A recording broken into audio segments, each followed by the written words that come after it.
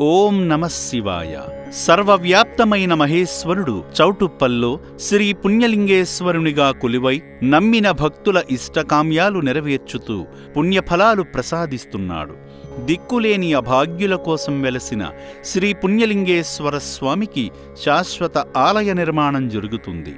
ఈ పుణ్యప్రదేశానికి వస్తున్న భక్తులు అనాథుల సేవలో, ఆదిదేవుని సేవలో తరిస్తున్నారు.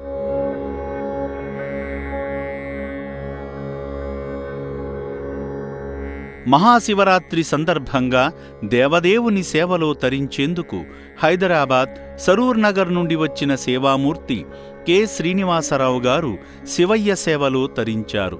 ముందుగా శ్రీ పుణ్యలింగేశ్వర స్వామి ఆలయానికి చేరుకోగా అర్చకులు స్వామివారి బొట్టును పెట్టారు. శివయ్య చెంత వారి కుటుంబ సభ్యుల పేర్లపై, వారి గోత్రనామాలపై అర్చనలు నిర్వహించుకున్నారు. ఈ సందర్భంగా అర్చకులు స్వామి చెంత ప్రత్యేక పూజలు చేస్తూ పుష్పార్చన నిర్వహించారు.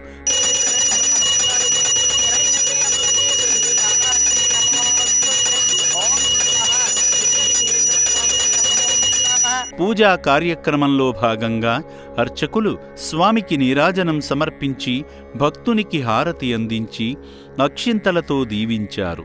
సేవా మార్గంలో భాగంగా అనాథుల శాశ్వత పోషణ కోసం కడుతున్న శ్రీ పుణ్యలింగేశ్వర స్వామి ఆలయ నిర్మాణ పనుల నిమిత్తం వారి భార్య రాజేశ్వరి గారిని భాగం చేస్తూ శక్తిమేర సాయం చేసి శంకరుని పరిపూర్ణ ఆశీస్సులు పొందారు.